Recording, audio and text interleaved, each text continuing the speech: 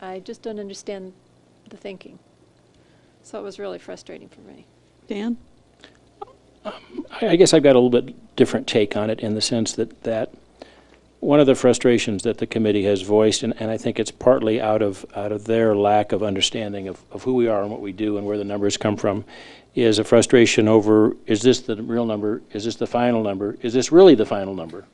They ever tried to remodel a house? And I think that's what they're after, in the sense that I think they need to know what that number is, and at the moment they don't. And I think they need to have that on the table for a couple of reasons, so that they can either swallow and say, okay, yeah, it's a big number, but we're going to go for it, or swallow and say, hey, I can't get this down. It's X. We can only do 75% of X.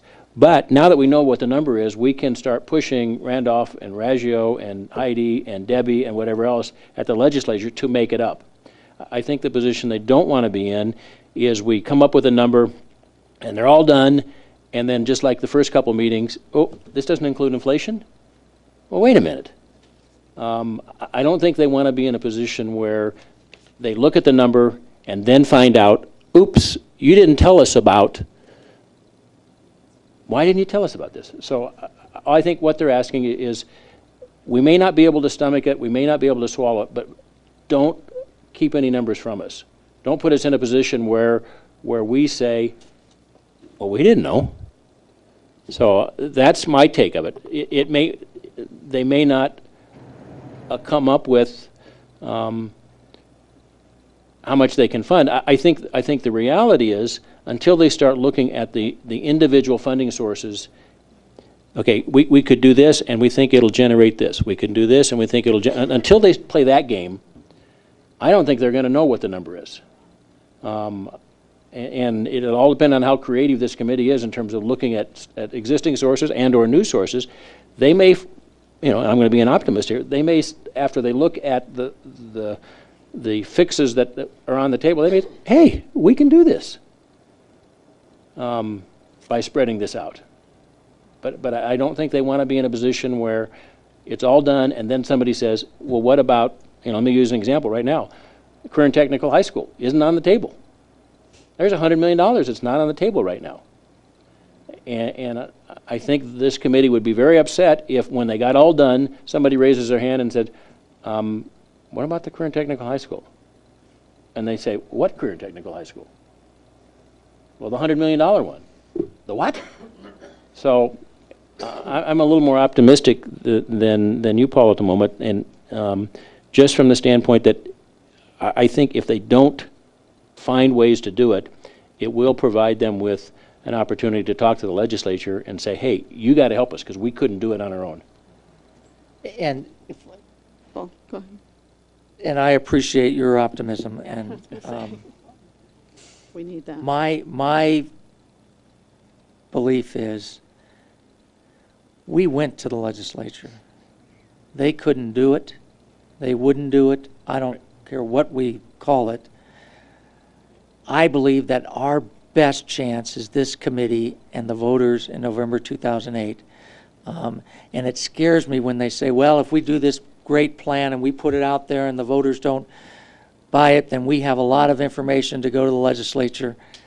With budget cuts. With budget cuts, with no new taxes, it's just that I'm hoping that, I believe our best hope is with the voters of this community, and it's not with the legislature. But clearly, if we fail, absolutely, I'll be down there doing all we can with everyone else. But I appreciate your comments, Dan.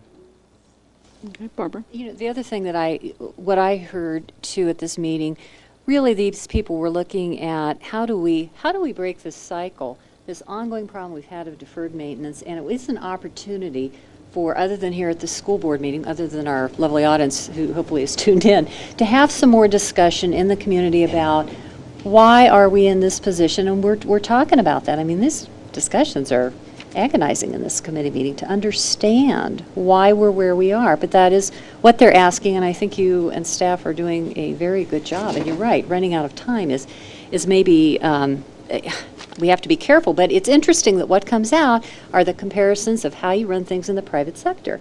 You know, and you build a building and then you set up a fund for the ongoing maintenance. Well, we don't have the luxury.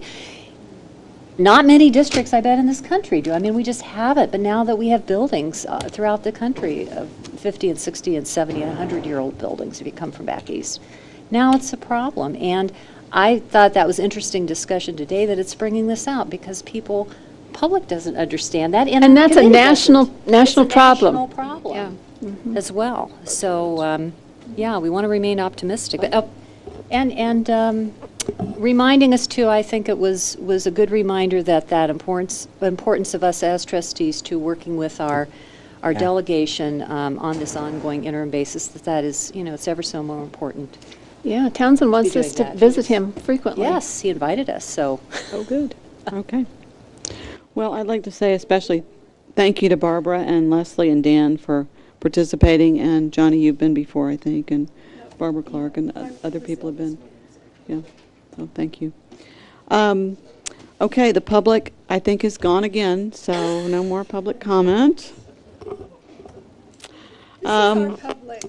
This is as public as we can get here. Our taxpayers Okay. and parents. Thank you, that's right, Yellow exactly. Parents, taxpayers, and staff. Okay, all rolled into one.